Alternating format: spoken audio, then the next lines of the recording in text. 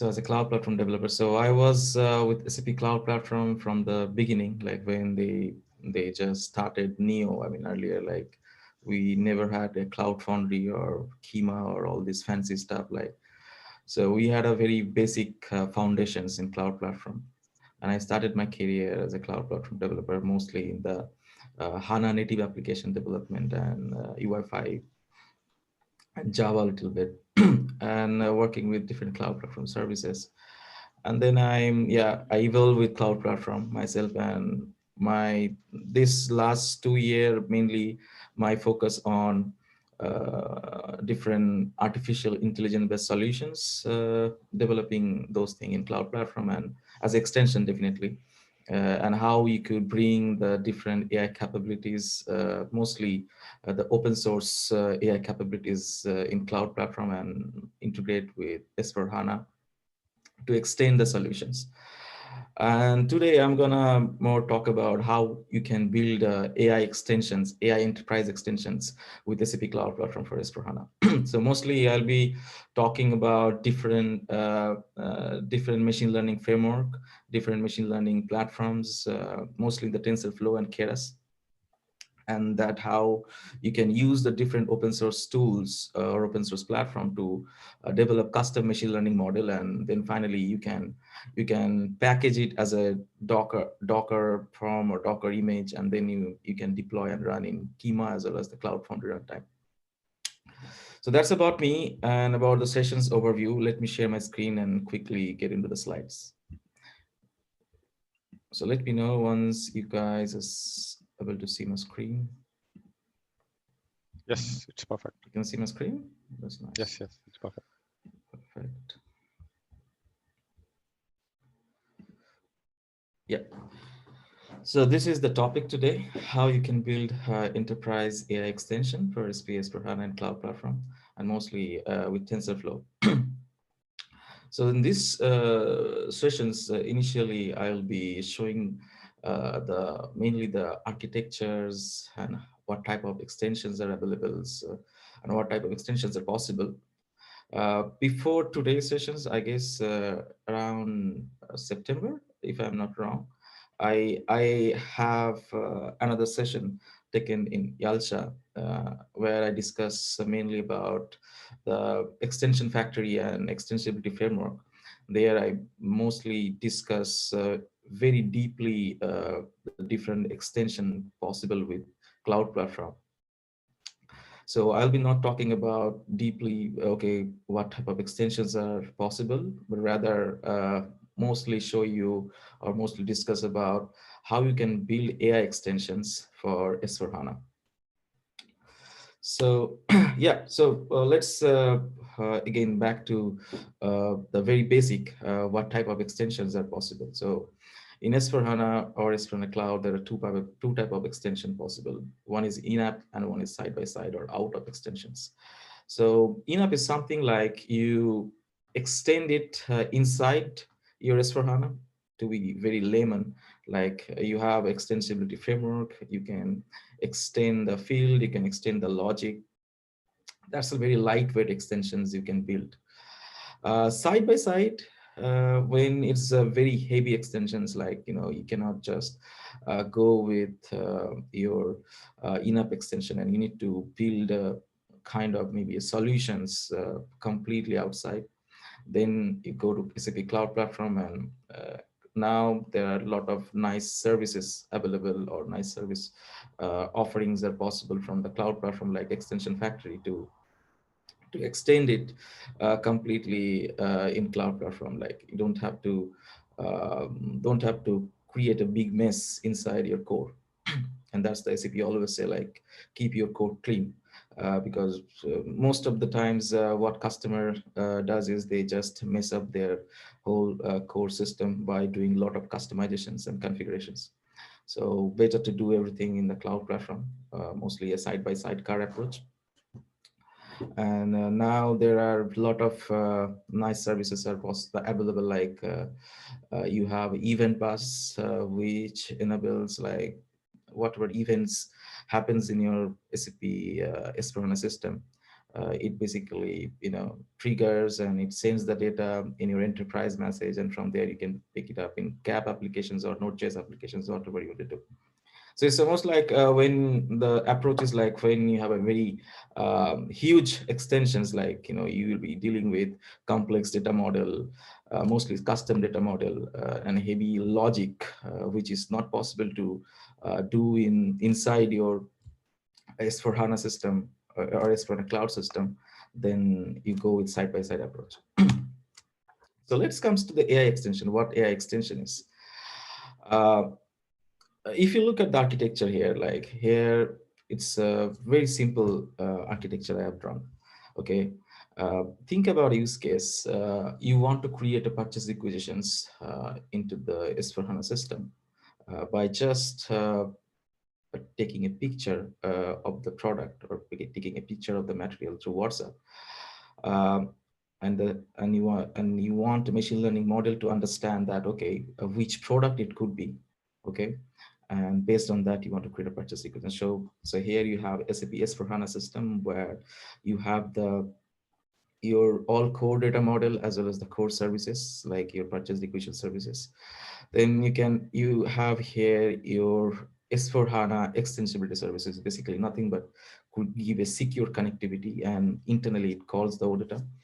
And there you have the custom machine learning models running on either Cloud Foundry or Kima, which basically nothing but an image classification model trained with your custom materials, all the custom images.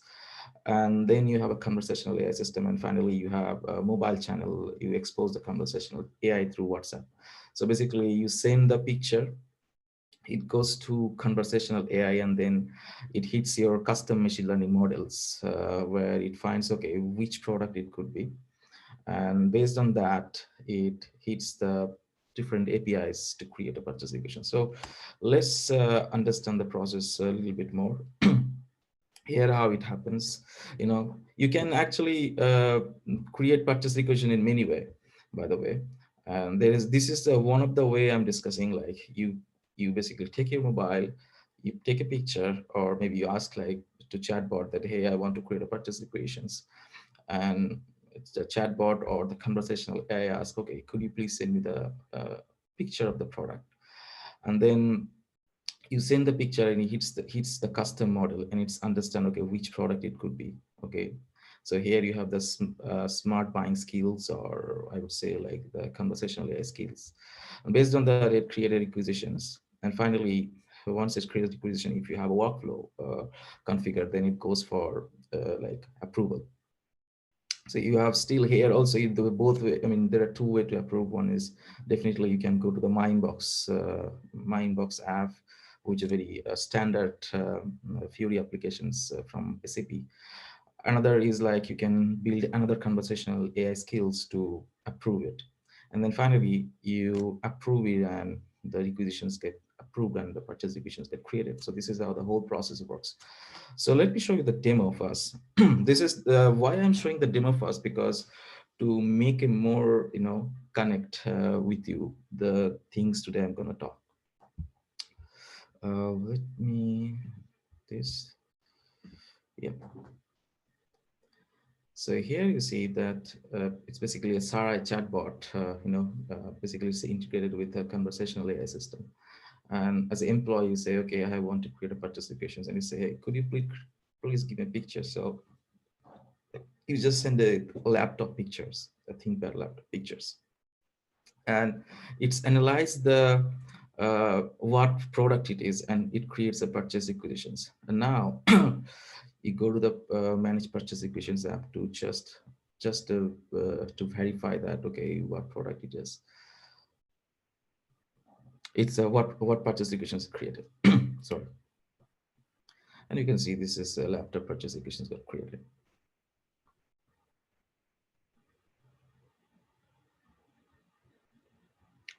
By the way, there is another thing is uh, uh, available in, it is a standard features which is called image-based buying.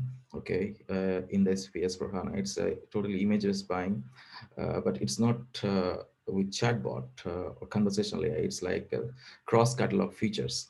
There also you can train automatically. It get trained with your machine learning model, and this is a very standard Leonardo classifications model being used there. I mean, if there is a standard integration is available, but this is not that one. This is a very custom one. Like you create a custom machine learning model which is aligned with your all the product or material available in your SAP S/4HANA system, and that's the classifications model you deployed in the cloud platform. And here, when you send the images, it basically understands which the image comes under which classification, and based on that, it creates the purchase equations. So, so that's all about demo. So, what actually motivates me, like to more focus, I mean, to put a more focus or more get a more learning on the machine learning. So, this is the one quote I like about Mark. It says like, okay, if you don't understand this, you'll learn it. Otherwise, like seriously, the way our enterprise is moving today, it's like it will be very difficult within 3-4 years, because people are implementing AI everywhere, like not just like for simple classifications, but I guess the AI is being used now heavily in a lot of enterprise software. And this is one of the nice motivations I have found to share with you. So let's, even before moving to the machine learning tools, let's understand that what is TensorFlow, because I spoke about initially that, okay, this is custom TensorFlow based machine learning model I'm using. So to be very layman, TensorFlow is basically open source library for deep learning and machine learning. And it was developed by Google and released in 2015, sorry. And it's mainly used for classification, perceptions, understanding, predictions. But today, the example you have seen, that is totally classifications. So classification means like, you have many type of objects, and you want to classify this. For example, I have a mobile. Okay, this is my mobile. And I have a laptop. So your brain understand, okay, this is a laptop, this is mobile. Your brain automatically classify this. Similarly, in this example, in your S/4HANA system or your S/4HANA cloud system, you have many type of materials, many type of products. And when you show a product picture, basically the machine learning model, the way you trained it, it understand, okay, this product could be the laptop, this product could be laptop, and this laptop could be the could be uh, could be linked or could be mapped to L001 product. So this is how the whole thing works internally. So as I said, like I'm not going to show any SAP's Leonardo or any SAP's machine learning tools uh, because I'm more interested into like open source, and there are definitely, though I'm SAP, but sorry to say, but I like there are other open source machine learning tools rather than using just SAP's product. So one of the, this is not by the open source, but this is with my experience, this is, I have used in many places. I like the Azure Custom Vision Service. It's really nice. Though it's a paid, but in order to use it, it's really nice because it exports you, or it's like gives you a possibility to export the machine learning model as a TensorFlow, and that you can run everywhere. Like you can run in your mobile, iOS, you can run in cloud platform, SAP cloud platform, even you can run in local, you can run in Raspberry Pi. Uh, and in order to work on that Azure Custom Vision Service, uh, you don't need to know too much about TensorFlow, or you don't need to know too much about how the classifications algorithm works. It's just like uh, you just need to create the data set, and you need to train your model. And once your model training is completed, you just can export it. And if you have a little bit Python knowledge, then with that little Python knowledge, you can create APIs, and you can, you can just deploy it in Kima or Cloud Foundry. So this is another one. It's a free, first of all, and this is what I really like. It's called Google's Teachable Machines. It does the same thing. It's first of all free. Uh, you can train, at the same time, then you can export the model, and with your Python, like little Python knowledge, mostly Flask, actually, you can create API based machine learning services, and that you can deploy into the Cloud Foundry or Kima. I'll show you a demo there. And this is one of my favorite, like it's a Microsoft Lobe. This is also open source, and this is now, especially in the beta versions. And for this, like there's a difference between Teachable Machines uh, and Teachable Machines Azure Custom Vision Service and Lobe is. For Teachable Machines and Azure Custom Vision Service, you don't need a basically a huge GPU-based laptop or huge GPU-based machines to train the model, because Google's, Teachable Machines normally use Google's infrastructures to train the machine learning model, where the Azure Custom Vision use the Azure infrastructure to train the machine learning models. But in order to use Lobe, you need a really nice laptop, because it's a local software. It use your local hardware, your laptop's hardware to train the machine learning models. And it's also very easy, like kind of you need to just uh, you need to create the data set, and once your data set is ready, you can upload and you can just train it, and then finally you can export it as a TensorFlow, or if you want to even export it as a TensorFlow.js. For example, you are working with UI5 or any kind of UI library, then these Teachable Machines and Azure Custom Vision Service and this particular software, and this low, allows you to export the machine learning model as a TensorFlow.js, and that you can use it in your UI5. So sorry, I will show you the demo, and before demo, yeah, let me get the very simple use case, with teachable machines.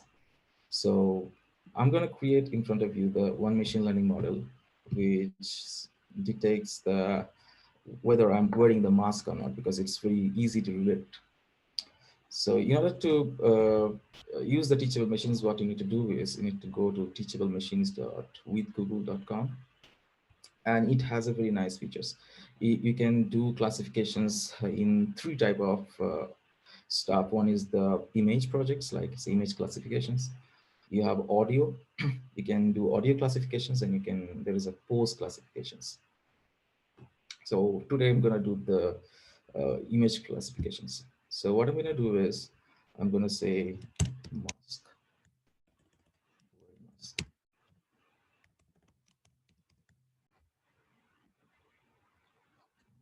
Say this is without mask. So let me wear the mask.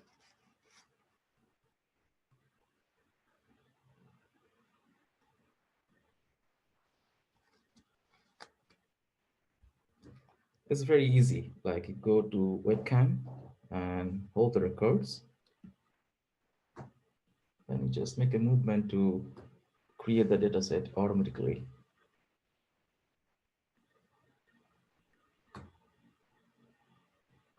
Okay, done. So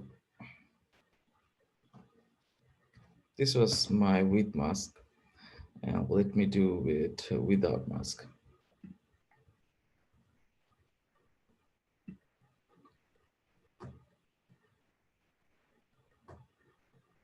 Just trying to capture from every possible way, so that when I'll be training it and will be using it, can understand.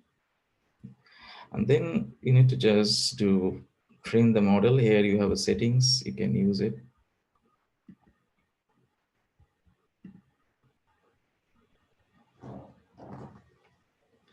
There are two options to upload the pictures actually. This is one option is the webcam, another option is you can just use this upload button to uh, upload the particular levels product. For example, for laptop, ThinkPad, laptop, MacBook, you can upload at least like 50 to 60 different type of what is called ThinkPad laptop image, and here you can upload the MacBook to just like give you idea. There are two options, but I showed you the quick one, and this use case is very easy to relatable for people because this is now COVID scenario.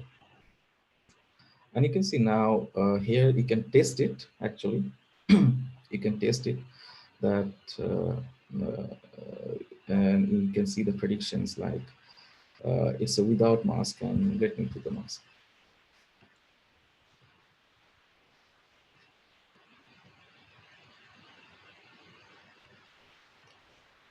You can see the difference like, sorry, yeah. So you could see the difference here. Like when I was wearing the mask, it was showing the 100% here. And then what I most like about it is, for example, you are developing UF applications. It gives you the TensorFlow JS versions, which you can easily integrate with UFI. And if you are using mobile, it also gives a TensorFlow Lite, which you can, so this one, you can use P5. And also it has a nice feature to get a Keras version. Okay, and this Keras version is something like you can create a REST API with the Flask app, and you can deploy it to Kima or Cloud Foundry. Sorry. So what you need to do is just like you need to click on this download my model. One small question, Sudip. Yeah, This teachable machine is free, right, to create yeah, models and all. yes, yes, And yes, it's in free. SAP alternative version is which one? In Load, how to I'll do show this you. in SAP? Yeah, yeah, How I'll to show do? you. Okay. Like, Yeah. but it is not free of cost, right? You have to pay for that service to use all this. The Azure custom vision. No, in Leon, you are saying that SAP service. The SAP services definitely yes. That I guess SAP have they are now mostly they are promoting the data hub for creating custom machine learning model. I mean data intelligence. Sorry, data Okay. intelligence to create custom machine learning models. And yeah, definitely it's not free. Okay. But underlying technology is same. They also have the TensorFlow. SAP doesn't have their own machine learning framework or machine learning library. It's a completely, they also doing underlying technologies TensorFlow. Everyone is TensorFlow mostly, I believe. Oh, Yeah. No, but here, this one thing, and when you're coming to the SAP, right? When you're coming to the SAP, we have two types of editions, Mahesh. One is a community edition, and one is a enterprise edition. Enterprise Mm-hmm. edition will have the pay one. The community edition, we can use it, but there is a slightly difference.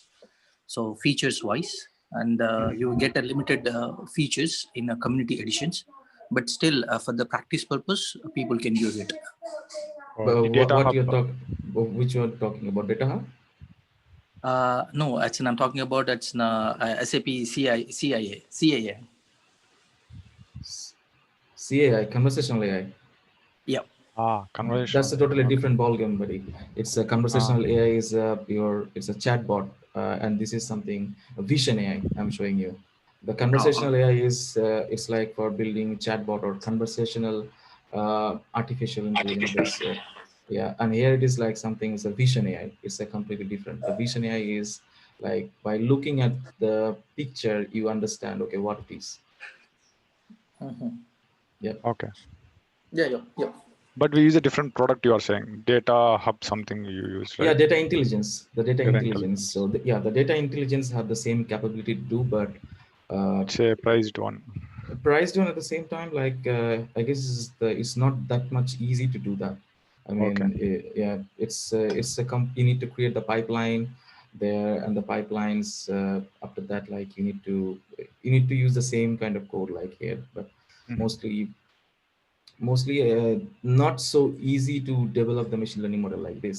Here I can say, like, if you are not even machine learning developer, you can create the custom machine learning model, and you can integrate with your mobile, you can integrate with your iPhone, you can integrate with web applications, even you can create the REST API the services, and you can uh, deploy to cloud platform, or you can even deploy to the AWS or anywhere. Okay. Yeah. Thanks. Yeah. So once you download the TensorFlow model, it's basically gives you a zip file, and I'll just show you. So this is the Keras model, H5, and there you have labels, and after that you basically need to work a little bit. Because it just gives you the model and it gives you the labels name. So I have a example here.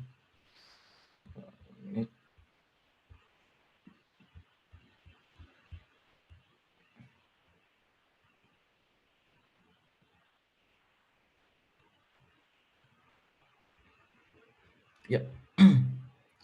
So this is how it works. Like what I have normally done is, or what I normally do is, because you get only the model, the H5 model, and the labels. So I created a Python script or Python applications, like a Flask-based applications, to expose that model as a REST API. So here you see the route I have defined. This is the route, and what I'm doing is, for example, if I want to build a WhatsApp-based conversational AI system, then normally it's very easy to pass the image as a URL, because normally when we use WhatsApp, what happens is, like, when you send a picture, it basically internally generates the image URL, and that image URL is being basically passed, and then it's basically calling my predict URL, and here what I've defined is predict. Yeah, this is predict.py. So what I'm doing is here, like with URL open functions, I'm just opening that image and I'm converting that URL to a image here. And this function, what it does, basically, it loads my H5 model. This is basically a Keras model, which I trained in front of you, like custom machine learning model. And then what it does, basically, because this machine learning model accept the NumPy array. So what we have to do is, like, we have to convert the image as an array, and then you pass it, and it gives you the result in terms of floating percentage. So what we need to do is, once we get the result, the predictions, we need to just like multiply with 100 to get the percentage predictions, and finally it gives you the predictions as a result.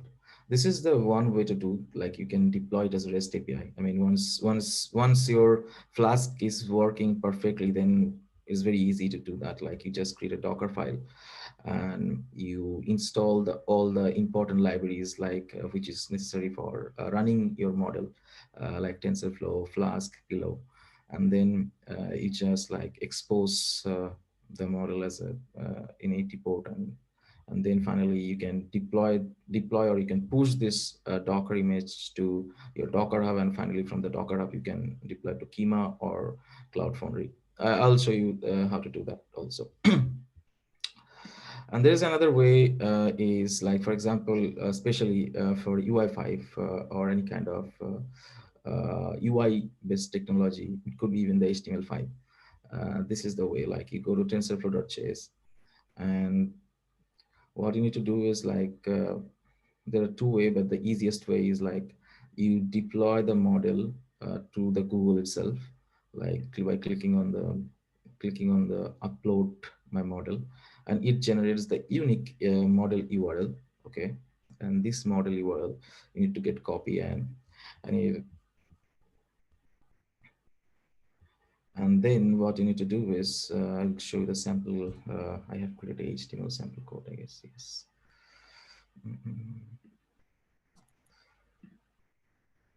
Yes. So yes, so basically it's just like I have created a single button and webcam container in HTML5, and you just give the URL. There is a very nice guide is available. Even if, for example, you are facing issues, so you can see that. Just a minute. Yes, who can use my model? I'm just checking it. There is a very nice. Yes, learn more how to use this code snippet on GitHub. So they have their different how to use this particular model. So you just need to follow the guides. You know, this is basically just need to follow, and you can easily integrate with your UI5 or HTML5 or React or Vue.js, basically. So I'll just show you how it looks like in very simple HTML5 applications. Yes, I guess this is the one. So just click on start button, allow camera.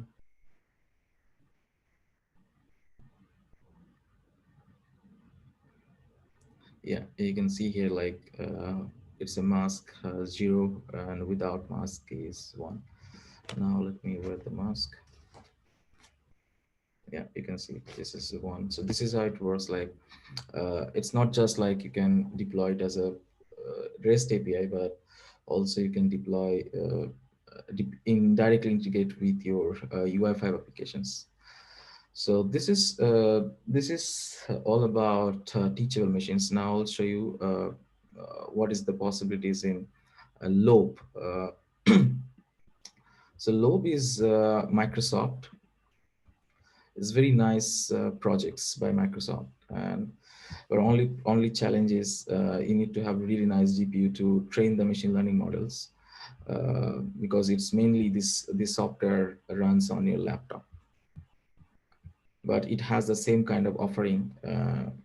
Now currently it's only offered the image classifications, but the object detections and the data classifications is basically data classification is also coming soon. That's a really nice thing. So it's like very easy to use. You just click on the download. It's automatically will understand that you have a laptop or you have a Mac based on your browser, and it basically once you download it, it's pretty easy to use it. Let me see if I have download version of it.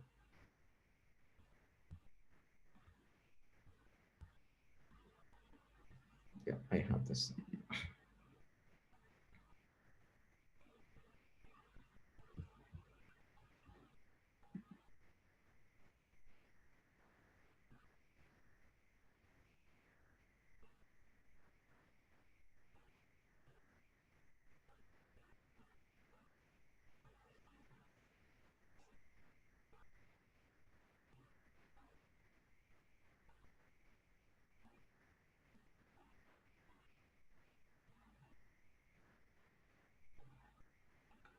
Yeah, it takes some time because it's a really heavy software. Yeah, so yeah.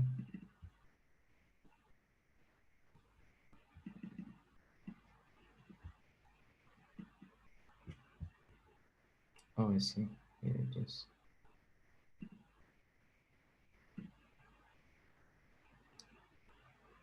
So yeah, so it's very easy. Like you can just create some very food classifications model which understands the different type of. I mean, I guess it's. Let me see. It's okay. It basically understand the difference between samosa and chicken curry, And it's very easy, like, you just need to upload the images. Okay, there is an import button, you just upload the images and label it up, and then finally train it. And once the training is completed, so what you need to do is just like here, you go here and you basically export the model, and you can see the offering, what are the things it offers. It's for core ML for all the iOS developer, like for example, who knows the iOS development, they can easily understand what core ML means for them. Like it's a same kind of machine learning model which you can directly integrate with your iOS app, and could be running in your local mobile. So the machine learning model will be not running in any cloud platform or any kind of AWS or any kind of other server. Rather, it's going to run in your normal mobile. And Apple has that features. After iPhone 7, I guess, they have these machine learning capabilities of running the AI softwares in your phone. This is basically for even Android. TensorFlow Lite, it's like a universal. As I showed you, that TensorFlow Lite offering is possible from Teachable Machine also. So it's like for mobile as well as, like, you can go with uh, mobile. You can go with Android as well as you can go with iOS. Then the TensorFlow.js for web applications like UI5 or React applications, HTML5 applications, or Vue.js. You can integrate easily. And then this is the TensorFlow. You can create a Flask-based applications and deploy it as a REST API in SAP Cloud Platform, AWS, Azure, yeah, any kind of cloud platform where the Docker container gets supported. And it's a local API. I mean, it should also generate the local APIs for testing purpose. And this is for cross-platform. So this is normally you get offering. I mean, it's very easy to use. And once you basically get the TensorFlow one, I'll show you the TensorFlow one, how it looks like. So once you get the TensorFlow one, it's just a minute. Is that one? Is that one? No, yeah, this is the one, I guess. Okay. So once you get the TensorFlow, basically you get this proto buffer format, not the Keras one. And then finally, what you need to do is just need to same thing. You need to create, like, you need to create the Flask applications, which basically going to internally call your, yes, you need to call the predict. So yes, this is where you need to write the same thing. Like you need to do, like, you need to create the data set. I mean, you need to make ready the image by, for example, it is URL you are passing. Then you need to convert it as a numpy array, and then finally you need to load the model. And the same thing, like you call the model and you pass the numpy array to the machine learning model, and you get the response. And that finally, that response you just predict as the output. And then once it is done, then you can create a Docker file. If it is working locally, then you create a Docker file, the same thing. Which basically, first you need to install all the dependency library, like NumPy, TensorFlow, Flask, Pillow, and then finally you need to expose it 80 port, and you need to set the work directory, and then finally you run the py basically. And once the Docker images you create, then you can deploy it to cloud platform. So I'll show you how basically you can create the Docker image. I have written a blog. I don't know you might have gone or not. Basically, yeah, this is the one blogs I have written. I guess yes, June 28th. So this blog is about, it's a digital COVID-19 detection kit based on the chest X-ray images. So I have a image classifications model, which uh, which normally can detect the guy have a COVID-19 or not, because there are a lot of studies got published from different health institute, where they say like, okay, if the guy's having a, or if someone is having COVID-19, it basically creates a huge impact in their lungs. And that's the way to understand. So basically it's a very basic image, like, that's how the radiologists look at. So for example, if you're normal, this is how the normal x-ray looks like. Pneumonia, this is like, and COVID-19. And this particular machine learning model, like, was trained with around almost 15,000 samples, 15,000 images. Like COVID-19, I guess around 5,000, normal was 5,000, and pneumonia was 5,000 samples. And then I did the same kind of thing. This is the architectures, like mostly here you can see the basically WhatsApp based conversational AI. So it's basically directly it is talking to conversational AI, and in the conversational AI is talking to the machine learning model, which is a TensorFlow based, and it's a Dockerized.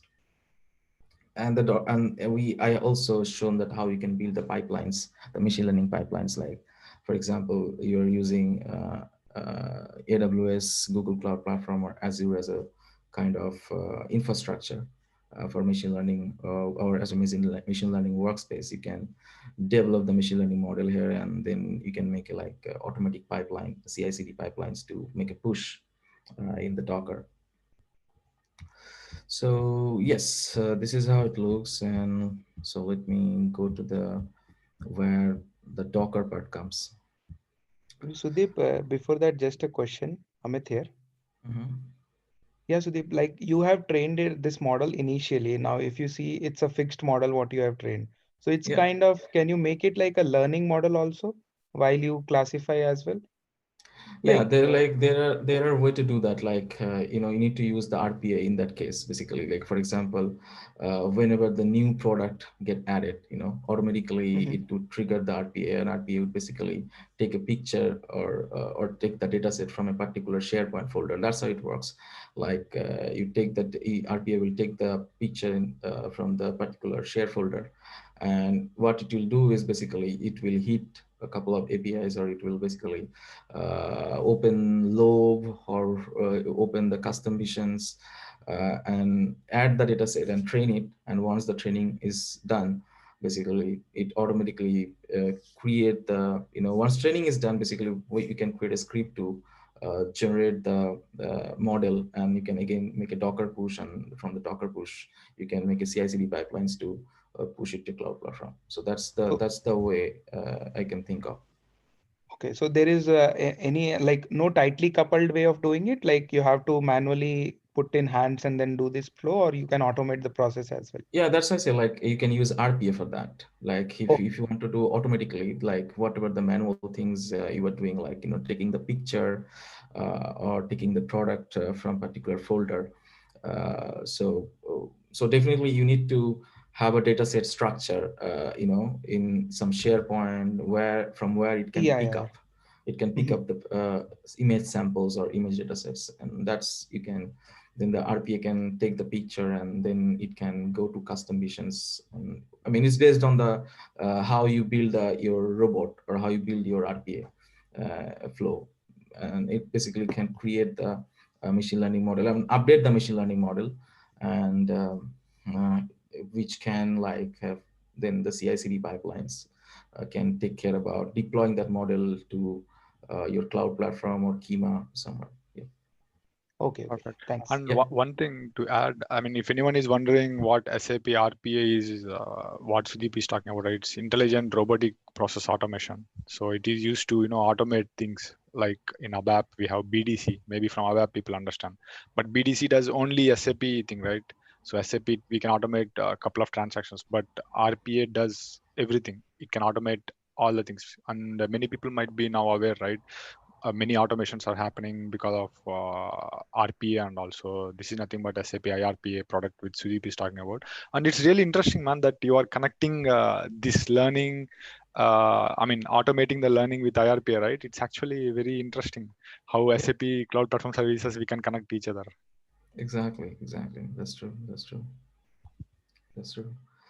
So here I'll just show you how basically normally you can Dockerize it and you can deploy it to cloud platform. So basically the building the Docker images is pretty simple. Like you need to have the Docker file inside the applications, like I have shown you here, the Docker file, and you need to just give a tag. You should have the Docker Hub ID. Like you can create a Docker Hub, hub.docker.com. Yes, like you can create the Docker Hub. Docker Hub ID, and then finally what you can do is you can build the Docker file. And for example, if you want to test it, like you want to run it locally, okay, how it looks like, you can run it. It creates the container, and then once it shows you that okay, it's running perfectly fine in your laptop or internally locally, uh, you can deploy it, or you can push it first. You can push it to the cloud platform. Okay, you can push it to the cloud from Cloud Foundry, like Docker push. And in order to push the Cloud Foundry, this is the command like ca push. You need to give the name, and this is where the Docker images path you need to provide. And that's it. Like it's get deployed. Normally your custom machine learning models basically get deployed as a container in your cloud platform. And then this is the thing I was talking about. Like you can integrate with conversational AI system. It's very simple. Like you can, if someone knows how to build a conversational AI, because I'm not going to discuss about how to build chatbot or how to build conversational AI system. It's like pretty easy. Like now there's an open SAP course also available. Like they have really nice content, and there are a lot of blogs even I have covered in conversational AI last year, including this year. So yes, if you want to know about conversational AI, how you can build chatbot, go to OpenSAP, follow my blogs, or if there are a lot of other guys also posting very nice quality content in conversational AI. So you can check it out, those blogs, using the conversational AI tags. You can build a chatbot, and then once you have your chatbot integrated with your model, so it's pretty easy to pretty easy to make that flow. And there's like it's just the conversational AI part, and there's another integration comes in between, like because you are seeing like you are taking the picture from WhatsApp. Normally the conversational AI have a different channels like Telegram, Skype, Microsoft Team, but it doesn't have a channel for WhatsApp. So last year I covered one blog, how to integrate conversational AI with WhatsApp. Like I guess it's a pretty famous blog. It's like around 78,000 views. So this is the blog. You can actually check it out. That okay, how the WhatsApp and SAP conversational AI could be integrated. So yeah, this is how the whole thing works. For example, and once you have a Docker file, it's very easy to deploy to. Doesn't matter like you want to deploy into cloud platform or Kima. Even you can deploy it to AWS. Even for example, you have your Raspberry Pi system. You can even deploy into Raspberry Pi also. And that's like a Docker makes things really easy. Yeah. So that's all for today, folks. If you have any questions, please shoot. I would love to answer.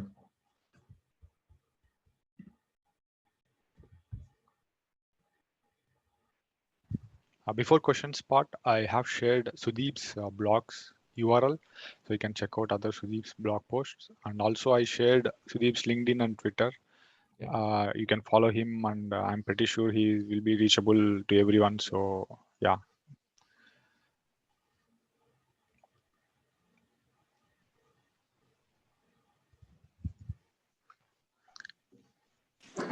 Good one, Sudip. It's really nice to have this session. I was in a part of just going through that your blog, the one what you have connected with in SAP, right? That's really it's trust me, I was gone through that, but I didn't check that on the top of your name, and Okay. I was working on that. That's really helpful us. And there is a one question not related to that today's session, but it's in a conversation layer, like in the Yeah. chatbot. Yeah. I hope if I ask the question and that definitely, yeah. You can so ask. let's say I'm just working around one PR scenario, and I'm getting the list of the PR and respected user and a chatbot, and just based on the skill sets, right? And then after receiving that, it's in a PR details. I want to have the second skill set. So what I'm trying to do with this, with the API rather webhook, I'm trying to do with an API. Would that possible? Yeah, I guess it's possible. There is a scripting now. There is a scripting they have enabled. Recently, they have enabled the scripting. I guess in September, they have enabled this particular scripting features. Whatever you can do with the webhook, you can now do with your scripting. You can do all the calculations there, and you can make a call. Yes. Yeah, the SAP is given that it's one option to connect to the other skill. But well, I'm trying to use that option, and simply it's giving me the bounce back, and it's either I'm getting that no reply, or I'm getting is not understand. That's only I'm just areas I'm just struggling a bit more. So Maybe mostly it would be nice if you post SAP community questions as a like. exactly. Then I'm sure that there are a lot of guys. Even yeah, if I also get to know the questions, then definitely I can get a more understanding. If you put a screenshots and what you're trying to do, then I guess you will definitely get a support from the community. That's I believe. I would, but you understand, right? That it's a do possible. Yeah, it's possible. Yes, definitely it's possible. Everything is Yeah. possible in the world. That's after getting that details. I was then I'm going to refer your blog, which is going to communicate within a WhatsApp. That is what actually Okay. I can. Okay. Yeah, got it. So Yeah. as an end user, as a business user, what you can do, you can just through the WhatsApp or through the Microsoft Team or any other tools, and he can just get his the list of PRs which is going to yet to pending. Yeah. Based on that result, and he can select by clicking on a button, and he'll get the details, and from there itself he can approve. So that is not required to log in into the launchpad and Yeah, LPD. I could understand. Yes, that's a use Yeah, conversational AI is all about making the user experience better. Yes, that's. yeah, I was just taking that, and once I received that, and just for the team also and my Asian team, and once I've achieved this task, right, definitely I'll give the session on this, and I can explain to the across the team. That would be Okay, help that would be others really also. nice. Yeah, that very would be nice. very nice. And also, Venu, Sudeep also has written a blog post sometime back on Teams integration with success Yeah, factors, right? Sudeep? Yeah. Success factor. I think Yes, yes. it will success be factors. almost similar to SAP integration also. Yes, What do you Yeah. say? Now I'm just recollecting his blogs, man. I've just gone through all these blogs, but I'm sorry, Uh-huh. Sudip. I just forgot the name. No Initially, I just problem. asked No you. problem. Yeah, that's fine. That's fine. Uh, No problem. that's great, man. Nice to meet you here. Yeah, nice to meet you too. Perfect. And I was thinking to ask one question, Sudeep. Yeah. I should have written down, man. I completely forgot. Okay. But No now problem. this, So you are deploying Python to the Cloud Foundry and Kima, right? So Kima. Yeah. So they both support this Python language, all these things, or only Node.js and all in general? No. It's like what I'm doing is like it's not a Python application. It's all together. It's like your TensorFlow based model. What I'm doing is I'm dockerizing it. So basically, once you dockerize it, it just basically run as a container. So Kima support definitely Kima's Kubernetes. Even if you want to deploy any kind of applications into Kubernetes or Kima, you always have to dockerize it. You always have to dockerize it. Even if you want to deploy the CAP applications, for example, the CAP's backbone is Node.js, right? So you can dockerize it and you can deploy it. Same thing in Cloud Foundry, because it just gives you the kind of infrastructure like Linux-based instance, and it's basically when we deploy the Dockerized versions or Docker container internally, it creates the runtime, whatever is required to run the machine learning model. Okay, Docker itself is a container where it has its own Exactly. languages and all installed. Not Okay. languages, basically it creates isolate the whole things. I mean, I would say like just go through a little bit about basic Mhm. about Docker. You would, Okay, I'm sure that you would understand how it works. perfect. And what Mhm. about this authentication, user authentication and all this? Because you are Yeah. doing with Teachable Yes, all yes, these yes, things, right? yes, exactly. So for with if you go with Kima, then it's have the you can do it in the Kima layer itself. Like you can create a API rules. You can give a OAuth to us authentications. You know, you can secure your service here. Like for example, if you want to do in the Cloud Foundry level, there is either you can go with API managements, which can enable the authentications. Otherwise, another way is to do is like in the application layer itself, you can install the passport type framework to make authentications, and you need to make it a little bit then. I mean, more complex. Not it won't be as simple like if you don't use API management. API management makes things very simple. Like you can expose it, you can create API rules, you can create different policies, like how it could be access. You can blacklist some IP, you can whitelist some IP. Those things you can do with API managements. But if you don't want to use API management, then you have to do everything by yourself. Like you might need to uh, include the MySQL and the passport, because passport has very nice features in terms of creating JWT based authentications or OAuth based authentications, and that can help you to secure your API and comply with the OWASP top 10 vulnerabilities. Okay. Yeah, Hi, Sudip. yeah. Sudip, yeah, here actually we trained a model, right, in Teachable Machine. So Hmm. after train, there was one option where we could able to upload this model as well. Yeah. So now this got uploaded to the Google Cloud, right? Exactly. Okay, so now if that's the case, then how many number of models that we can upload likewise? So do we have Yeah, a limit? it's a no limit. You don't have any single limit, to be honest. Trust me, there is no limit. Oh, There are a okay. lot of nice projects has been developed with teachable machines. I mean, there are a lot of success story. I read. Mhm. I was like inspired really, like the way Google Mhm. making a contributions for community as well as the technology based company. I mean, there are a lot of Okay. startup.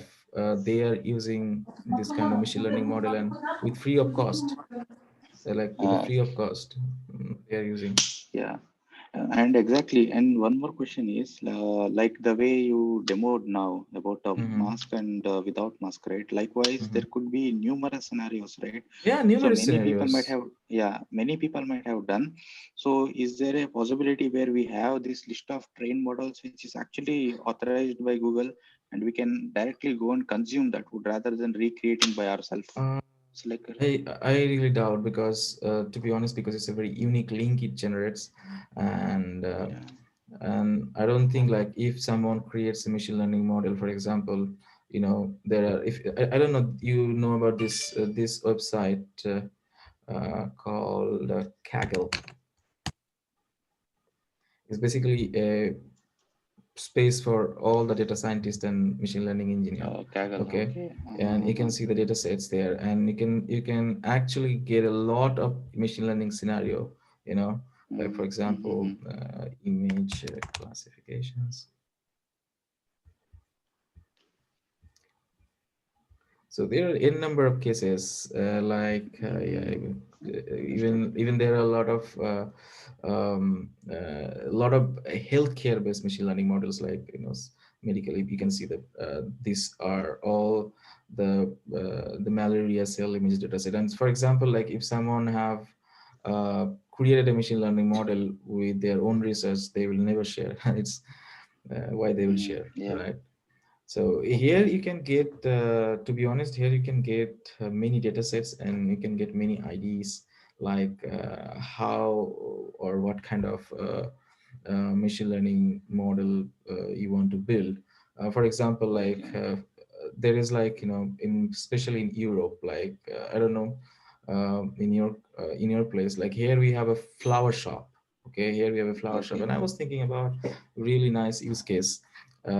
Sometime what happened is like we see the flowers when we walk somewhere or when we cross some nice flower tree, but we don't know really the what flower it is, and you can actually create a machine learning model, maybe WhatsApp based, or like you can create a mobile app, for example, or for if you think from the enterprise point of view, they have a flower shop and they have enabled this image based classifications features. You can for example, you have seen this is the flower you like too much and you want to give it to your girlfriend, and it's like you can just take a picture and and it can show you this flower is really available in the flower shop or not, and from there you can directly purchase it. So there are a lot of in number of use cases in machine learnings, and I guess this side I love actually. Like sometimes I spend time and you get a lot of ideas like okay, what are the things that are possibles. I guess the Kaggle people use.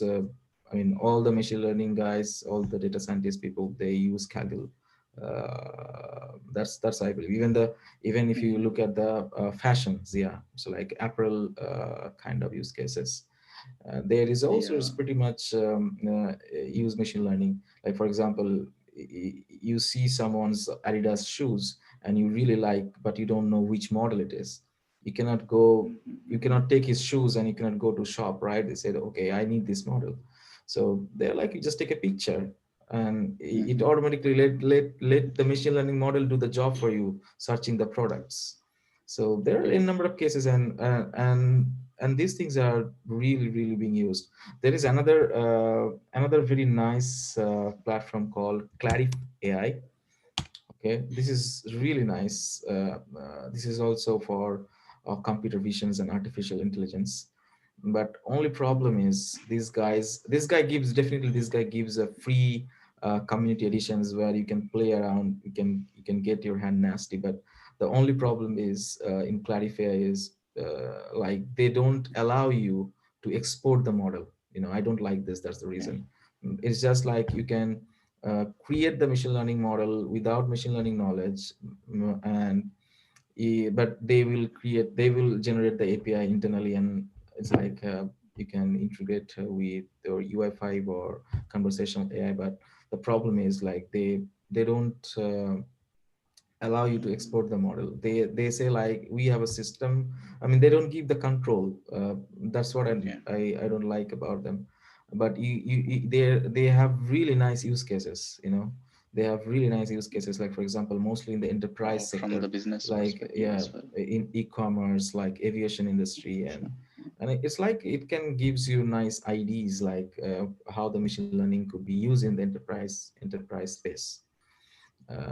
This is one thing. Yeah, this platform also I like Clarify. I have used it multiple times for exploring as well as to just explore the capability what it offers to customer. Yeah. Actually, there is one more question is like Mhm. in the model, right? So one of the option that you shown was to generate a model for Apple where it runs locally in the device, Yeah, right? So that exactly. means the ML capabilities or the AI capabilities are already there in the platform, the iOS platform. So Yes, no, no. similar to the, Your mobile have that capability. yeah. So basically, the So Apple has a chips to, I guess I forgot the chips name, which can run the machine learning model, like core ML yeah. model. So likewise, do we also have this in the open source Android platform Yeah. or in the Windows platform that we don't need to get connected to the cloud, would rather than have a model locally and then get the model work locally? Yes, it's there. Like if definitely it's there. Like as I showed you, like 1 minute. The low.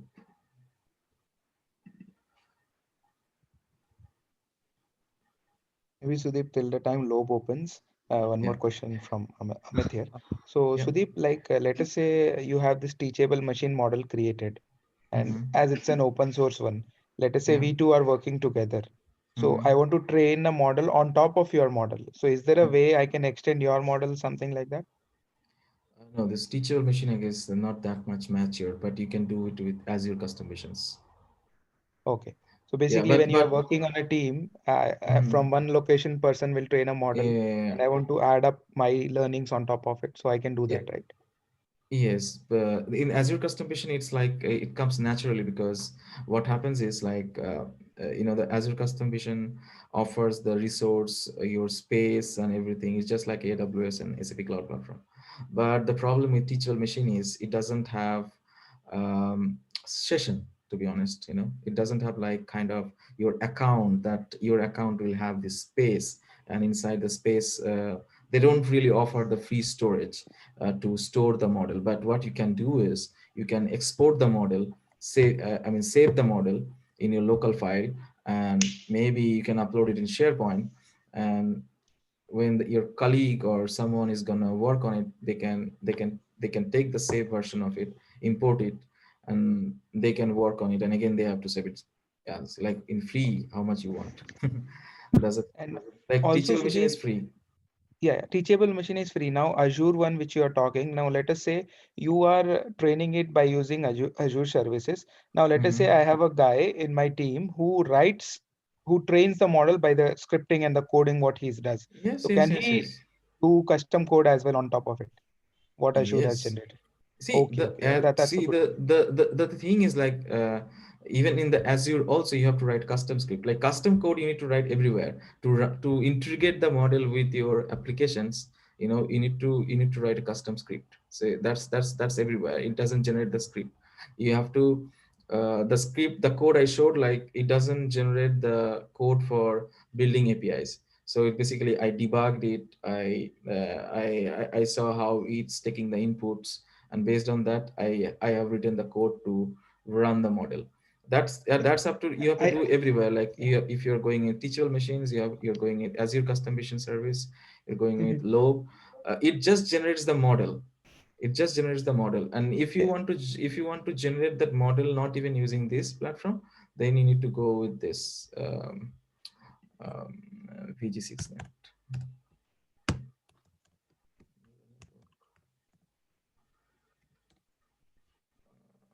So say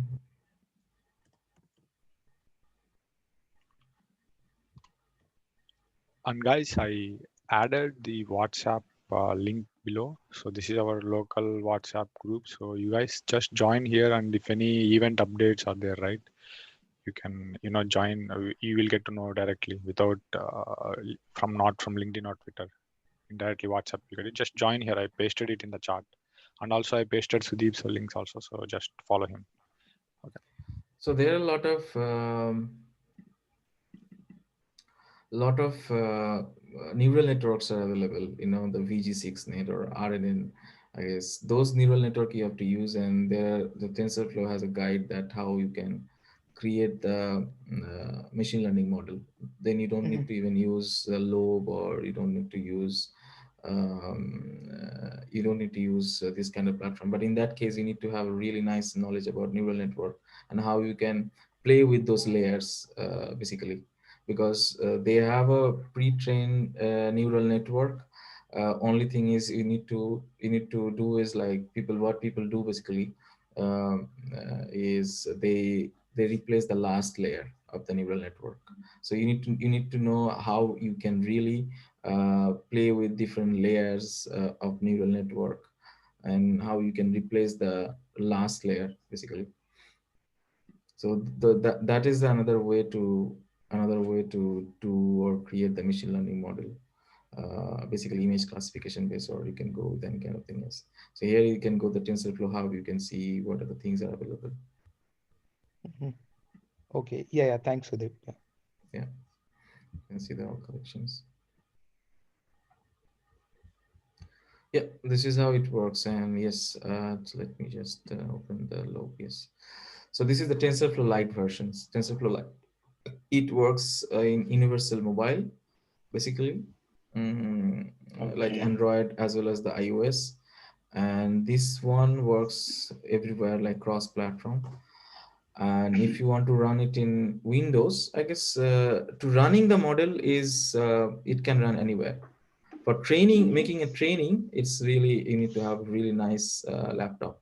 For example, you want to use Lobe, then I mean, you should have a GPU. Otherwise, I don't know how it works. It will not work out. That's for sure. Your machine will get crash or something will happen. So if you have a GPU based laptop like Surface Pro or MacBook Pro, the latest version, it also offers GPU, some GPU. Then it really works nice in order to train the model. Yeah. Yeah. So that means the training happens locally on the device. So If you're using Lobe, Lobe, yeah. Yeah. If you're using Teachable Machines, then no, it's not your local device. It's it's a Google's infrastructures. Maybe they don't Yeah. offer on Azure Lobe directly, maybe Sudeep? No, the Lobe is open source projects, and it started like I guess 2 3 years back, which is not really much matured, but it's a really complement Azure Custom Vision, because Azure Custom Vision is for like enterprise use, like it's enterprise ready, heavily matured machine learning platform. Like you can, it's really nice, but at the same time it's really costly. Like they charge a huge money for training, huge money for training. Like for example, you want to you are using their GPU resources for training, it's charged huge money. Like you can create a trial account in Azure, but to be honest, like you can just try out. You can create a 30 days trial account and just see that how the Azure Custom Vision service works. Is really easy, like Lobe or like Teachable Machines only. Like you need to create data sets and then you need to train it, and then finally it allows you to export the model in different format. But the problem is it has a lot of limitations in trial. At the same time it charges huge money in training. Like if you are using trial account, I guess, and you are using multiple labels for classifications, then I don't think like you can train more than 2 or 3 times. It's like within 2 or 3 times all your credit will be finished. Okay, so basically customer can invest in a good machinery first. They can train because training is always once, right?